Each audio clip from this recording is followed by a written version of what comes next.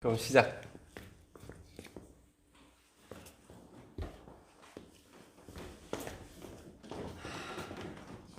자, 부활절 친구들 예배 시작하겠습니다. 사도신경 중으로 신앙 고백합니다. 나는 전능하신 아버지 하나님 천지의 창조주를 믿습니다. 나는 그의 유일하신 아들 우리 주 예수 그리스도를 믿습니다.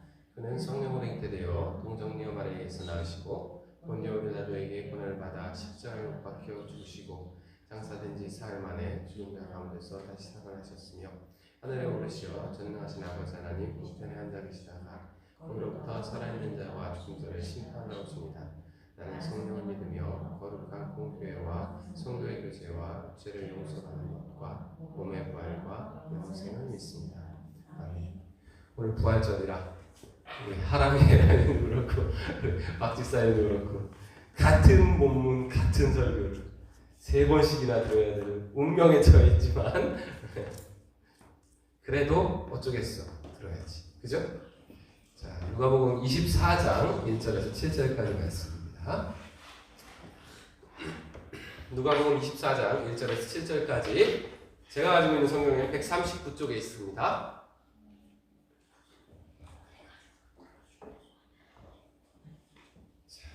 누가복음 24장 1절에서 7절까지 같이 봉독하겠습니다. 시작. 안식 후 첫날 새벽에 이 여자들이 그 준비한 향품을 가지고 무덤에 가서 돌이 무덤에서 굴려 옮겨진 것을 보고 들어가니 주 예수의 시체가 보이지 아니하더라. 이로 인하여 근심할 때에 문득 찬란한 옷을 입은 두 사람이 곁에 섰는지라.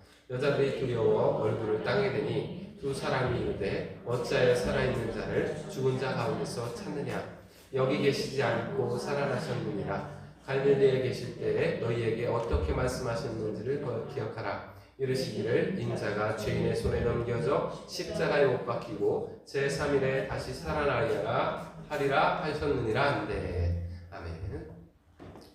사실 누가복음 24장 1절에서 7절까지 말씀은 그렇게 긴 절은 아니지, 7절밖에 안 되니까. 근데 이 안에 사실 그리스도인들의 신앙에 대한 것들이 거의 대부분 들어있다라는, 이 안에 굉장히 짧은 이 얼마 안 되는 시간 안에, 얼마 안 되는 절수 안에 꽤 많은 신앙의 묶음들이 들어가 있습니다. 첫 번째 1절에 보면은 여인들이 예수님의 무덤을 찾아갑니다. 이 찾아가는 날이 안식 후 첫날 새벽이라고 되어 있어요. 안식 후 첫날. 안식 후 첫날이 무슨 요일이냐고 말해줬지? 일요일이에요, 일요일. 왜? 그 이전에 안식일은 토요일이었거든.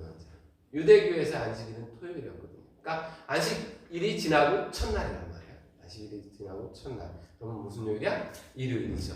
그리고 예수님께서 부활하신 날도 일요일입니다. 예수님께서 돌아가시고 금, 토, 일요일 3일 만에 부활하시다고 했잖아. 그러니까 일요일. 그래서 우리는 주일이라고 해서 일요일을 주님의 날로 지키는 겁니다. 이게 우리 신앙의 어떻게 보면 주일성수라는 것에 대한 어떻게 보면 기본적인 바탕이 되는 말씀이기도 합니다. 물론 이때부터 정해진 건 아니야. 주일이라는 것은 그 뒤에 가서 기독교가 어느 정도 공인되고 그리고 나서 이제 정해진 거지만 어쨌든 그래서 우리는 주일을 이 날마다 지킵니다. 예수님이 부활하신 날이 일요일이었기 때문에 그날을 주님의 날로 정해서 지키는 거예요. 하여튼 이날 주일 새벽에 여자들이 어디로 가느냐? 준비한 향품을 가지고, 향수, 향료들을 가지고 어디로 가느냐? 예수님의 무덤으로 갑니다. 이 향료들은 아까도 말씀드렸지만 아까 어린 예배 시간에도 얘기를 해줬고 세 번째 듣는 말이지만 시체를 닦기 위해서 가져가는 겁니다. 예수님의 시체를 깔끔하게 닦기 위해서. 왜냐면 이 여인들은 굉장히 예수님을 사랑했던 사람들입니다.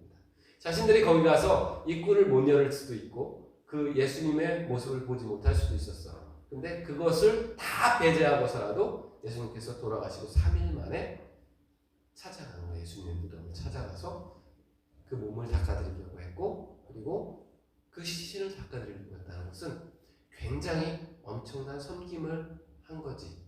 이 여인들은 생각보다 굉장히 많은 섬김을 했고 예수를 사랑했던 사람들입니다. 그래서 돌이 그 안에 가보니까, 무덤 앞에 가니까 돌이 어떻게 돼 있다고? 2절에 돌이 무덤에서 굴려 옮겨진 것을 보았다라고 했어요. 돌이 무엇이냐? 무덤 입구를 막고 있던 돌입니다. 어린이 예배 시간에 잠깐 설명을 해줬어요. 여러분들 설명해줬고 우리 권사님은 못 들으셨으니까. 이때 당시에 이 예수님의 무덤은 누구의 무덤이었냐면 원래 아리메데 사람 요셉의 무덤이었습니다. 이 사람이 빌라도에게 가서 예수님이 죽으시자마자 그 시신을 나에게 내어달라고 했어요. 그리고 그 시신을 자신이 묻히려고 준비해 놓은 무덤에다 갖다 봉인했습니다. 무덤에 갖다가 묻었어요. 그리고 그 무덤은 사실 이 사람이 굉장히 돈이 있는 사람이었고 공회원이었기 때문에 아리메데 사람 요셉은 공회원이었습니다. 공회원이라 인지도가 높은 사람이었어요. 우리말로 말하면 어떻게 보면 국회의원이라고 볼 수도 있어. 이 사람은 국회의원이라고 볼 수도 있는데 이 사람이 좋은 무덤을 준비해놨다가 예수님이 죽으시는 걸 보고 자기가 거리낌 없이 빌라도에 가서 그 시체를 달라고 한 거예요. 그래서 그거를 갖다가 자기의 무덤에 안치를 했습니다. 그리고 그 문을 돌로다가 입구를 막아버렸어요. 근데 우리도 지금도 국회의원들도 그렇고 뭐 조금 지위 올라간 사람들 보면은 자기 무덤 자리 쓰면은 어떻게 쓰겠어? 정말로 호화롭게 쓸 거 아니에요, 그죠? 정말로 호화롭고 정말로 좋게 쓸 거란 말이에요. 얼마나 튼튼하게 지킬 거고 또 그 무덤을 왜 도굴 당하고 그럴까봐 겁이 나잖아. 그러니까 그 무덤을 튼튼하게 지키기 위해서 굉장히 큰 돌로다가 막아놨단 말이지. 한두 명이 옮길 수 있는 돌이 아니야. 생각보다 꽤 많은 인원이 그것에 투입이 됐었고 심지어는 로마에서는 이 사람이 다시 살아난다고 하도 떠들고 다녀가지고 제자들이 하도 떠들고 다녀가지고 혹시나 제자들이 와서 그 시체를 훔쳐가고 나서 예수님이 부활하셨다고 할까 봐서 그 돌 무덤 입구 그 입구를 24시간 경계하면서 지켰습니다. 계속 지켰어요. 그러다 보니까 병사들도 그곳에서 서서 지키고 있었단 말이에요. 그러면 이 무덤을 옮기려면 어떠한 장애물들을 두고 가야 되느냐? 일단 병사들을 속여야 돼. 그치? 돌무덤 입구를 옮기려면. 그리고 한두 명으로 다 옮길 수가 없어. 보통 장사가 아니고서는 뭐 옛날에 뭐 임꺽정이나 이런 사람들이 굉장히 잘 살았다고 그러는데 그 사람들도 옮길 수 있을지 모르겠지만 한두 명으로 옮길 수가 없어. 10명 이상이 붙어야지만 불릴 수 있는 돌이란 말이에요. 근데 이런 돌이 있는데도 불구하고 예수님을 만나러 가는 길에 여인들이 갔단 말이지. 힘도 별로 없었고. 그래서 이 사람들은 걱정을 했을지도 몰라. 이 문을 옮길 수 있을까라는 걱정을 했을지도 모릅니다. 근데 어쨌든 그들은 가서 뭐 다른 방법을 써서라도 혹은 로마 병사들에게 부탁을 해서라도 자기가 시신을 닦고 싶어서 이렇게 왔으니까 할지라도 그게 사모하는 마음으로 나온 거예요. 예수님한테. 나왔는데 와보니까 이미 돌무덤은 열려있고 로마 병사들은 없어졌습니다. 다른 곳으로 어딘가 갔어요. 이 당시에 다른 기록을 보면은 로마 병사들은 도망을 쳤습니다. 누구에게 도망을 쳤냐? 빌라도 총독에게 도망을 갔어. 겁이 나서 도망을 갔습니다. 왜? 이 돌무덤을 연 자가 누구였습니까? 천사들이었습니다. 그래서 오늘 말씀에 보면은 이렇게 되어 있습니다. 들어가는 주 예수의 시체는 보이지 않고 그것으로 인해서 굉장히 근심하고 있었어. 누군가 훔쳐갔을까? 아니면 또 무슨 일이 일어났는가? 겁이 난 거지, 여인들도. 그래서 굉장히 근심하고 있는데 그때 찬란한 옷을 입은 두 사람이 옆에 섰다라고 해요. 찬란한 옷이라고 하니까 그냥 우리 식으로 간단하게 생각을 하면 빛나는 옷을 입고 있었다라고 생각을 하면 돼요. 그냥 눈으로 보기에도 빛나는. 우리는 하나님의 영광에 대해서 설명을 할 때 성경에서 언제나 설명을 합니다. 우리의 눈으로 바라보지 못하는 것. 하나님의 영광은 우리의 눈으로 보았다가는 구약에서는 죽을 것. 죽을 거예요. 하나님의 영광은 구약에서는 우리의 눈으로 보면 죽는 겁니다. 근데 신약에서는 다르죠. 하나님께서 직접 만나주시기도 하고 직접 찾아오시기도 하고 그게 어느 걸 기점으로 바뀌느냐? 예수님을 기점으로 바뀝니다. 예수님이 십자가에 달려 죽으심으로 인해서 그때부터 바뀌어요. 하나님 직접 만나주셔. 이때에도 무덤 앞에 두 천사가 그 여인들 앞에 나타납니다.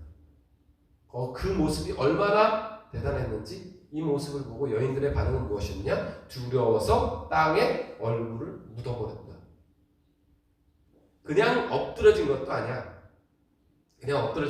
땅에 두려워서 얼굴을 땅에 댈 때까지 절을 하는 거 많이 해봤는지 모르겠네. 설날에 많이 하지. 절하면 어떻게 해? 이렇게 무릎 꿇고 이렇게 하지. 우리 보통 이렇게 하잖아, 그렇지?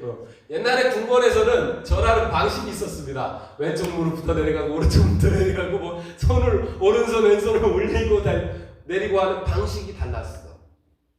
이거 잘못 올리면 안 돼. 잘못 올리면 죽는 거야. 잘못 올리면 죽는 거야 이거.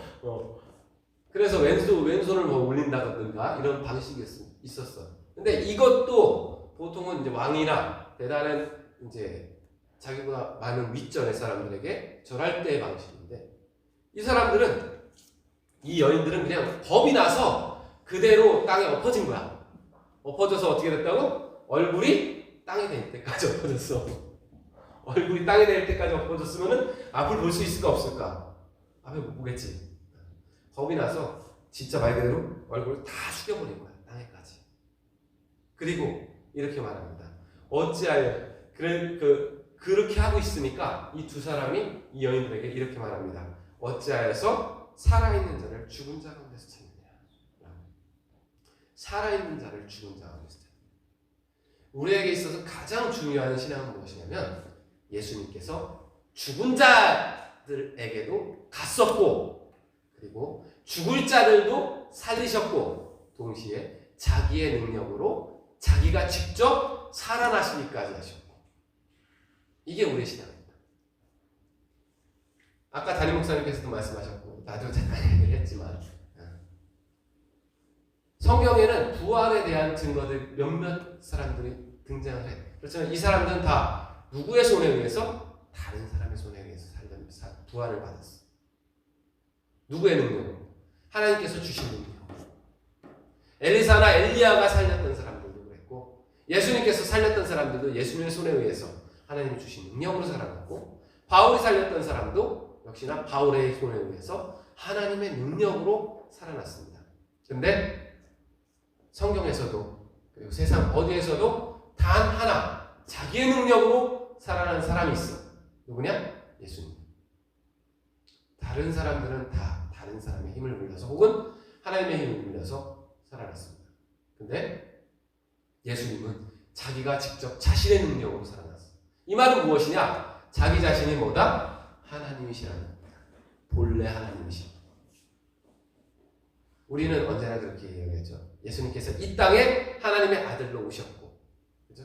성령으로 잉태해서 하나님의 아들로 오셨고, 그러면서도 우리는 이것을 믿죠. 삼위일체 하나님을 믿죠. 하나님과 예수님과 성령님은 어떠하다고? 하나, 한 분이시라. 이게 삼위일체 하나님에 대한 우리의 신앙이죠. 예수님 자신이 발휘했던 그 능력은 하나님으로서의 자신의 능력이었습니다. 그래서 그는 죽은 자 가운데서 죽음을 이기셨고, 내가 아까 잠깐 얘기했지. 지옥에 혹시나 가셨을까? 지옥에 가셨다 오셨을까? 나는 가셨다 오셨다고 믿어. 그 지옥의 권세에서, 사망의 권세에서도 이겨내셨다. 이게 우리의 신앙입니다. 죽음에 대한 그 모든 것을 이겨내고, 그 어떤 고난도 다 이겨내시는 분. 그리고 그렇게 하시기 때문에 십자가에서 달려서 죽으시기까지 우리를 사랑하셨고, 우리의 모든 죄를 없이해 주시고. 그래서 7절에서는 이렇게 말합니다. 이르시기를 인자가 죄인의 손에 넘겨져 십자가에 못 박히고 3일에 다시 살아나야 한다. 우리의 신앙은요, 그냥 십자가에서 죽으신 그걸로 인해서 죄의 구속을 받았다, 여기서 끝나면 안 됩니다. 여기서 끝나면 안 돼요. 예수님께서는 그 뒤에 3일 후에 부활하시기까지 하셔야 됐고, 그리고 승천하시기까지 하셔야 되거든요. 우리의 신앙이 어디까지 가야 되냐? 부활하셨던 예수님의 그 능력으로 우리가 다시 부활할 것까지 가야 됩니다. 그리고 하나님의 나라로 올라가셔서 하나님 우편에 지금도 현재 살아계셔서 우리를 바라보시는 그 능력으로 우리도 그분 곁으로 가야 되는 겁니다. 이게 우리의 신앙의 결말이고, 그리고 다시 오실 예수님을 기다려야 됩니다. 얼마 안 되는 1절부터 7절까지 짧은 말씀이지만 이 안에 우리의 신앙을 거의 압축적으로 보여주고 있습니다. 잊지 마시기 바랍니다. 오늘 부활절인데, 부활절이 가장 중요한 이유 무엇이냐? 예수 그리스도께서 우리가 믿어야 될 것들, 그리고 우리가 따라야 될 것들을 몸소 실천해서 보여주시고 부활하시기까지 보여주셨던 그날이기 때문에 우리에게는 가장 중요한 날. 그 신앙 가지고 살아가면서 언제나 하나님 안에서 기쁨으로 즐거워하며 살아갈 수 있는 우리 모두가 되시기를 주님으로 축복합니다. 기도하겠습니다. 사랑 많으신 하나님 아버지 감사를 드립니다. 우리가 하나님께 나와서 이 부활절을 또 보냅니다. 아버지 하나님, 코로나의 위기 속에서, 고난 속에서 우리가 힘들고 어려워서 하나님을 잘 따르지 못하기도 하고 하나님을 바라보고 나아가지도 못하기도 하고 너무나 수많은 어려움 속에 살아갑니다. 아버지 하나님, 주님께서 부활하셨던 그 능력의 부활 신앙을 가지고 주님께서 역사하셨던 그 힘에 힘입어서 우리가 하나님 앞으로 나아가오니 주님께서 우리의 모습을 도와주시고 이끌어 주시오며 인도하여 주시옵소서. 언제나 살아계신 예수 그리스도를 우리의 주인으로 인정하며 살아가고자 합니다.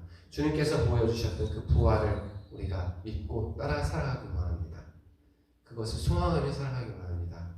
하나님의 나라에 대한 소망을 가지고 살아가기 원합니다. 우리의 모습과 생각들을 하나님으로 가득 채워주시고 하나님의 능력과 권세로 우리를 보하여 주시옵소서. 예수 그리스도의 이름으로 기도드립니다. 아멘. 주기도문 하심으로 예배를 마치겠습니다.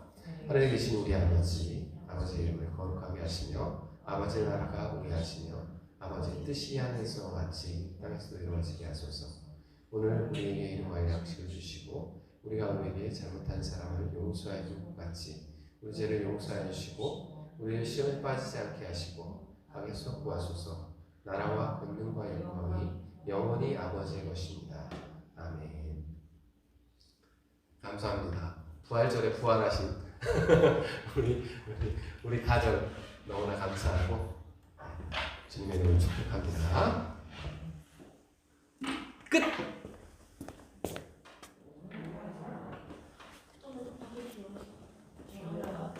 또 비와?